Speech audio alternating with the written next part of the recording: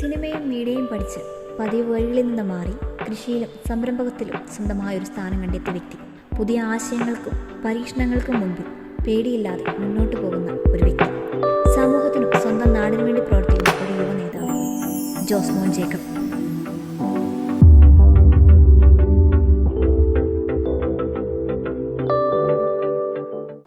Let's give a warm welcome to radio ബേബിയ, ശബ്ദം ഹൃദയങ്ങളിലേക്ക്.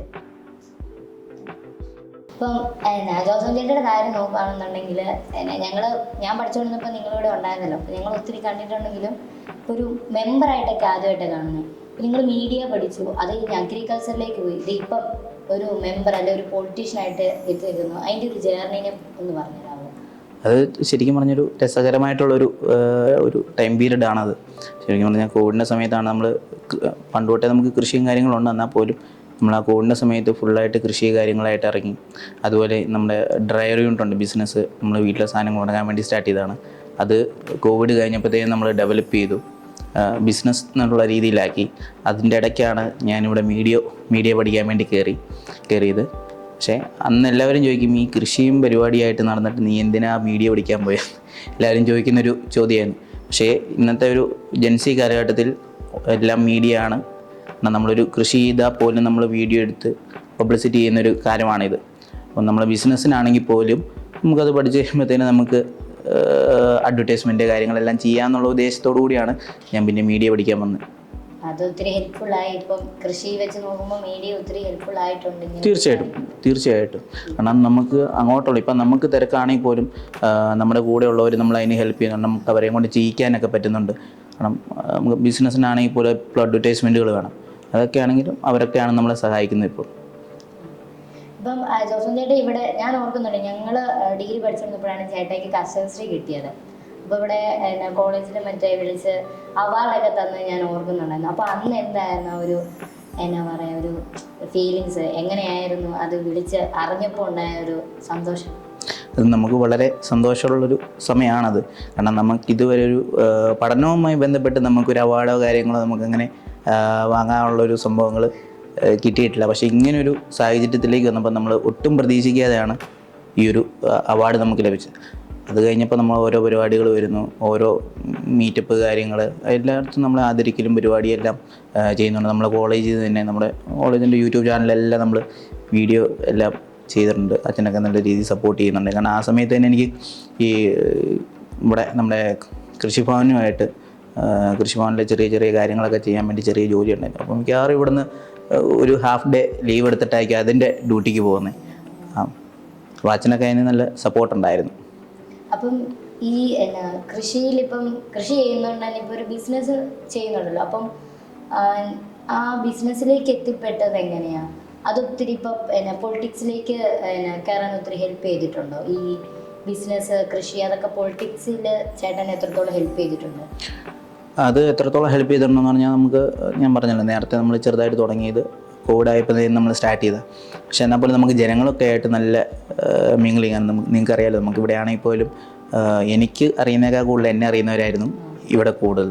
അപ്പോൾ അതുപോലെ തന്നെയാണ് നമ്മുടെ നാട്ടിലേക്ക് വരുമ്പോൾ എന്നെ ആ ഭാഗത്തുള്ളവരെല്ലാം നല്ല രീതിയിൽ അറിയുന്നവരാണ്. ചിലയിടത്ത് ചെല്ലുമ്പം നമ്മൾ ഇന്ന സ്ഥലത്ത് ഉണങ്ങുന്ന ഡ്രയറുണ്ടെന്ന് ചോദിക്കും. ഞാൻ പറഞ്ഞെല്ലാം തീർന്നു കഴിയുമ്പം അതിൻ്റെ ഓണർ നമ്മളാന്ന് പറയുമ്പോഴത്തേനും നമുക്ക് ആ ഒരു മനസ്സിനുണ്ടാകുന്ന ഫീലിങ്സ് എന്ന് പറഞ്ഞത് വേറെ. കാരണം നമ്മളറിയാം നമ്മുടെ കസ്റ്റമർ നമ്മളോട് ഇങ്ങനെയുണ്ടെന്ന് നമ്മളെ നല്ല അഭിപ്രായങ്ങൾ പറയുമ്പോൾ എല്ലാം കേട്ട് കഴിഞ്ഞിട്ടായിരിക്കും നമ്മൾ പറയുന്നത്. അപ്പോൾ നമുക്ക് മനസ്സിലുണ്ടാകുന്ന ഒരു ഫീലിങ്സ് വളരെ വലുതാണ്. ഓക്കെ. അപ്പം ചേട്ടാ ഇപ്പം ഞാൻ മുമ്പ് പറഞ്ഞുകൊണ്ട് തന്നെ മീഡിയ പഠിച്ചു, പിന്നീട് കൃഷി, പിന്നെ പൊളിറ്റിക്സ്, ഇപ്പോൾ ഈ മൂന്നെണ്ണം ഉണ്ട്. അപ്പോൾ ഇതിനകത്ത് ഈ ബിസിനസ്സും പൊളിറ്റിക്സും എങ്ങനെയാണ് മെയിൻറ്റെയിൻ ചെയ്ത് പോകുന്നത്? എങ്ങനെയാണ് അത് കൊണ്ടുപോകാൻ പറ്റും? ഇപ്പോൾ ഒരു മെമ്പറും കൂടെ ആയതുകൊണ്ട് ഭയങ്കര തിരക്കാണല്ലോ. ഇപ്പോൾ വന്നപ്പോൾ തന്നെ 2-3 കോളൊക്കെ വന്ന് ഭയങ്കര ബിസിയാണല്ലോ. അപ്പോൾ എങ്ങനെയാണ് ആ ബിസിനസ്സും ഇതിൻ്റെ ഒപ്പം കൊണ്ടുപോകാൻ പറ്റുന്നത്? കുഴപ്പമില്ലാതെ പോകുന്നുണ്ട്. പിന്നെ ആ ഒരു കോവിഡിൻ്റെ സമയത്താണെങ്കിൽ ഈ പറഞ്ഞ കോളേജിൽ വരുന്ന സമയമുണ്ടല്ലോ, ആ സമയത്ത് ഓൾറെഡി നമ്മൾ ഒരു ബിസിനസ്സിൽ നമ്മൾ ഷെഡ്യൂൾ ചെയ്ത് അതിൻ്റെ ഒരു ടൈം ടേബിൾ ആക്കിയായിരുന്നു. നമുക്ക് രാവിലെ ഇന്ന സമയം തൊട്ട് ഇന്ന സമയം വരെ വിളിക്കാവുള്ളൂ, അങ്ങനെയൊക്കെ ഒരു ചെറിയ ടൈം ടേബിൾ ഉണ്ടാക്കി വെച്ചിട്ടുണ്ടായിരുന്നു. അപ്പോൾ അതുപോലെ തന്നെ വൈകിട്ടും ഇന്ന സമയം തൊട്ട് ഇന്ന സമയം വരെ വിളിക്കാവുള്ളൂ എന്നുള്ളത്. കാരണം നമ്മൾ കോളേജിൽ പഠിക്കുക, അന്നേരം ഫോൺ എടുക്കത്തില്ല. അപ്പോൾ അങ്ങനെ ഒരു സംവിധാനത്തിലേക്ക് വന്നതുകൊണ്ട് കുറേയും കൂടി എളുപ്പമായി. പിന്നെ ഇതുപോലെ തന്നെ നമ്മൾ ഉണങ്ങാൻ വരുന്നവരുടെ കോൺടാക്ട്സുകൾ ഞാനിപ്പോഴും സേവ് ചെയ്യും. അപ്പോൾ നമ്മൾ അവരെ തിരിച്ച് പേര് വിളിക്കുമ്പോഴത്തേനും പേര് വിളിച്ച് ചേട്ടാ അവർക്കൊരു സന്തോഷം, നമ്മുടെ നമ്പർ സേവ് ചെയ്തെന്നൊക്കെ ഓർക്കുമ്പോൾ. അപ്പോൾ ആ ഒരു ഷെഡ്യൂൾ ഇപ്പം പോകുന്നതെന്ന് പറഞ്ഞാൽ ഷെഡ്യൂളുകൾ കുറച്ച് മാറ്റി.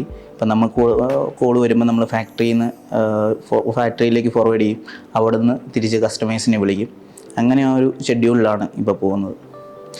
മറ്റേ ഒരു ബിസിനസ് നമ്മളൊരു ഫ്രണ്ടുണ്ട്, 2 ഫ്രണ്ട്സ് ഉണ്ട്, അവരാണ് മറ്റ് 2 ബിസിനസ്സുകൾ ഹാൻഡിൽ ചെയ്യുന്നത്.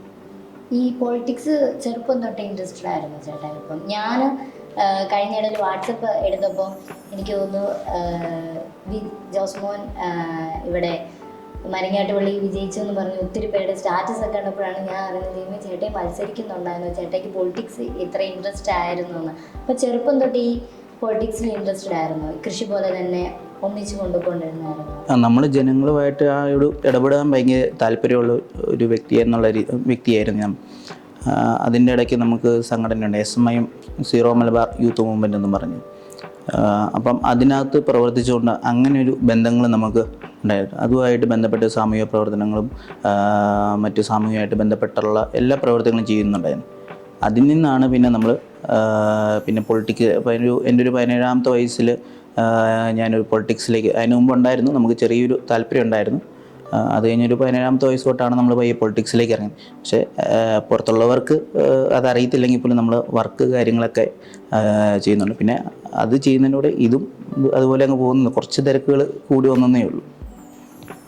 ഈ മരങ്ങാട്ടുപള്ളിക്ക് ഏറ്റവും ഇമ്പോർട്ടൻ്റ് ആയിട്ട് കൊണ്ടുവരാൻ ആഗ്രഹിക്കുന്ന ഒരു വികസനമുണ്ട്, അവിടെ വേണം, ഇതവിടെ വേണം എന്ന് തോന്നുന്നു. അവിടെ നമുക്കൊരു ഹെൽത്ത് സെൻ്റർ ഉണ്ട്, അതിൻ്റെ ഒരു ഡെവലപ്പിംഗ് ഉണ്ട്. കാരണം ആദ്യത്തെ ഘട്ടം കഴിഞ്ഞു, അടുത്ത സ്റ്റെപ്പിലേക്കുള്ള തയ്യാറെടുപ്പ് നടന്നുകൊണ്ടിരിക്കുകയാണ്.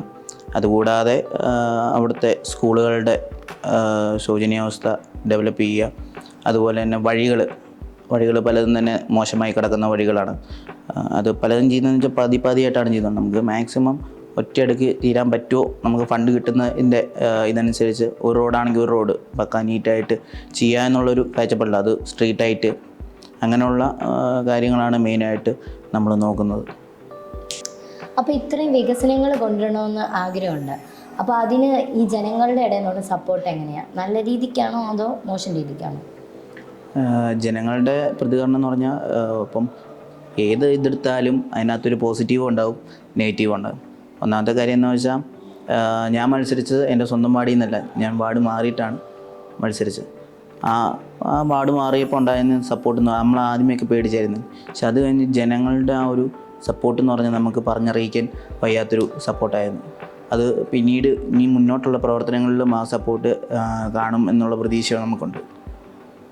ഒരു വ്യക്തിയെ ഏറ്റവും കൂടുതൽ മോൾഡ് ചെയ്തെടുക്കുന്നത് ഫസ്റ്റ് പ്രയോറിറ്റി എന്ന് പറയുമ്പോൾ അവരുടെ വീടാണ്. അപ്പം അതിന് ശേഷമാണ് നമ്മുടെ കലാലയ ലൈഫ് എന്ന് പറയുന്നത്. അപ്പം ജോസ്മോൻ എന്നൊരു വ്യക്തിയെ ഇങ്ങനെ ഒരു വളർച്ചയിൽ എത്താൻ വേണ്ടിയിട്ട് എത്രത്തോളം കലാലയം ഹെൽപ്പ് ചെയ്തിട്ടുണ്ട്? അത് നല്ല രീതിയിൽ നമുക്ക് ഹെൽപ്പായിട്ടുണ്ട്. കാരണം എന്താണെന്ന് വെച്ചാൽ നമ്മുടെ സ്കൂൾ കാലഘട്ടത്തിൽ ഞാൻ നേരത്തെ പറഞ്ഞല്ലോ, നമ്മൾ പഠിക്കുന്നേക്കാൾ കൂടുതൽ മറ്റ് സാമൂഹികമായിട്ടുള്ള പ്രവൃത്തികളൊക്കെ ചെയ്യുന്നതിനോട് അതിനകത്ത് ഏറ്റവും ഒരു പങ്കുവച്ചൊരു ഭാഗം എന്ന് പറയുന്നത് നമ്മുടെ കോളേജ് ജീവിതമാണ്. കോളേജ് ജീവിതത്തിൽ നിന്നാണ് പിന്നെ നമുക്ക് ഓരോ മുന്നേറാൻ സാധിക്കുന്നത്. കാരണം അവാർഡ് ലഭിച്ചു, അതിന് അച്ഛൻ്റെ നല്ല സപ്പോർട്ടുണ്ടായിരുന്നു. കാരണം ഇടയ്ക്ക് കൃഷി ഓഫീസിലിടയ്ക്ക് പാർട്ട് ടൈമായിട്ടൊരു ഇതുണ്ടായിരുന്നു, LRP ആയിട്ട് വർക്ക് ചെയ്യുന്നുണ്ടായിരുന്നു. അപ്പം ആ ഒരു സമയം നമുക്ക് പോകാൻ വേണ്ടി അനുവാദം തരുന്നു.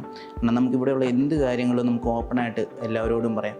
അതുപോലെ എന്തെങ്കിലും പരിപാടികൾ വരുവാണെങ്കിൽ നമുക്ക് അച്ഛനോട് കാര്യം പറഞ്ഞാൽ ആദ്യമൊക്കെ ഇച്ചിരി വിഷയങ്ങളുണ്ടെങ്കിൽ പോലും പിന്നീട് നമുക്ക് വർക്ക് മുന്നോട്ട് പോകുമ്പം പല വർക്കുകളും ചെയ്തിട്ടുണ്ട്. ഇപ്പം നിമിഷയ്ക്കാണെങ്കിലും അറിയാം, നമ്മൾ എത്രയോ ഷൂട്ടിംഗ് ആയിട്ടും പല ആർട്ട് വർക്കൊക്കെ ആയിട്ട് എത്രയോ വർക്കുകൾ നമ്മളിവിടെ ചെയ്തിട്ടുണ്ട്. അതൊക്കെ നല്ല ഒരു ഓളത്തി. കാരണം നമ്മൾ സ്റ്റേജ് വരുന്നേക്കാൾ കൂടുതൽ നമ്മൾ പുറകിൽ നിന്ന് വർക്ക് ചെയ്യുന്നവരെ, സ്റ്റേജ് മറ്റുള്ളവർ വരുമ്പോൾ നമ്മൾ പുറകിൽ നിന്നുള്ള ബാക്കി എൻ്റെ കാര്യങ്ങളെല്ലാം ചെയ്യുക. പക്ഷെ നമുക്ക് വളരെ സന്തോഷകരമായ ഒരു ലൈഫ് ടൈം ആയിരുന്നു. കാരണം നമുക്ക് ഓളം വെച്ച് പോകാം, ഒരു ഫ്രീ ആയിട്ട് നടക്കുന്ന ഒരു ടൈം. അത് നമ്മൾ നല്ല രീതിയിൽ മുന്നോട്ട് പോകുന്നു. അത് കഴിഞ്ഞപ്പം അവാർഡ് ലഭിച്ചു. അവാർഡ് കളിച്ചപ്പം ഇവിടെ നിന്നുള്ള ടീച്ചേഴ്സിനെ ആണെങ്കിലും എല്ലാവരുടെയും സപ്പോർട്ട് വളരെ വലുതായിരുന്നു. അപ്പം രാഷ്ട്രീയത്തിലേക്കും ബിസിനസ്സിലേക്കും വരും. ഇപ്പോഴും നമുക്കിവിടെ കസ്റ്റമേഴ്സ് ഉണ്ട്. ബിസിനസ്സുമായിട്ട് ഇപ്പോഴും റിലേറ്റഡ് ചെയ്ത് ചില പ്രൊഡക്റ്റുകളുടെ ഒരു യുണിക്കായിട്ടുള്ള സംഭവങ്ങൾ പോലും നമുക്ക് ഈ കോളേജിലുള്ള ഇവിടെ വർക്ക് ചെയ്യുന്നവരുടെ ഇടയ്ക്ക് നിന്നാണ് നമുക്ക് അതനുസരിച്ച് നമ്മൾ പ്രൊഡക്റ്റ് വരെ ഡെവലപ്പ് ചെയ്തിട്ടുണ്ട്. അപ്പം അങ്ങനെ ഫുൾ സപ്പോർട്ട് നമുക്ക് കോളേജിൽ നിന്ന് ലഭിക്കും. നമ്മുടെ മീഡിയയുടെ സാർമാരാണെങ്കിലും ഏതാവശ്യത്തിന് നമ്മളൊരു കാര്യം പറഞ്ഞാൽ ചിലപ്പോൾ ആദ്യം ഇച്ചിരി മടിയാണെങ്കിൽ പോലും നമുക്ക് ഫുൾ സപ്പോർട്ടാണ്. ഇപ്പം സാർമാരുടെ അടുത്ത് ചെല്ലുമ്പോഴത്തേനും നമ്മൾ ചിലപ്പോൾ വീഡിയോ ഒക്കെ എടുത്ത് ചെല്ലുമ്പോഴത്തേന് ഒറ്റയടിക്കായിരിക്കും കട്ട് ചെയ്ത് കളയുന്നത്. പക്ഷേ അതൊക്കെ നമുക്ക് അന്നേരം ഓർക്കുമ്പോൾ ഒരു കലിപ്പായിരിക്കും. പക്ഷേ പിന്നീട് മുമ്പോട്ട് പോകുമ്പോൾ നമ്മുടെ ആ ഒരു നല്ലതിന് വേണ്ടിയിട്ടാണെന്നുള്ള കാഴ്ചപ്പാടി മുന്നോട്ട് പോവുകയാണെങ്കിൽ നമുക്ക് പല പ്രശ്നങ്ങളിൽ നിന്ന് നമുക്ക് മുന്നോട്ട് വരാൻ പറ്റും. അതെല്ലാം നമുക്ക് ഓരോ കാര്യങ്ങളും ക്ഷമയും കാര്യങ്ങളെല്ലാം പഠിച്ച് നമ്മുടെ ഈ ഒരു കോളേജിൽ ചെയ്യുന്ന ബിസിനസ്സിനോടൊപ്പം രാഷ്ട്രീയത്തിലും തിളങ്ങാൻ സാധിക്കട്ടെ എന്ന് ആശംസിക്കുന്നു. നന്ദി, നമസ്കാരം.